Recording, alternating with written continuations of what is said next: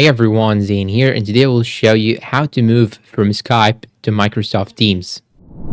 The first thing that you should do is simply go and open any browser that you have, run Google, and search for Microsoft Teams, then click on the first link that you have. Now tap on Download Now button, then click on Download Microsoft Teams for Windows. After that, install the Microsoft Teams for your Windows. And after installation, here it will show you this page. Click on Use Another Account down below right here. Then here, choose Use Another Account. Now it will ask for the email, phone, or even your Skype. Enter here your phone number that you have linked to Skype. Then click on Next. It will ask for the password. Click on Next again after typing the password. And now click on Continue. Then after that, here it will show you here that you have the chat blank. Click on these three dots on the top right side right here. Then choose Teams Insider Program. After that, click on Join. Then click on Restart right here. Then click on Let's Go. Then here you will find your chats transferred to your Microsoft Teams.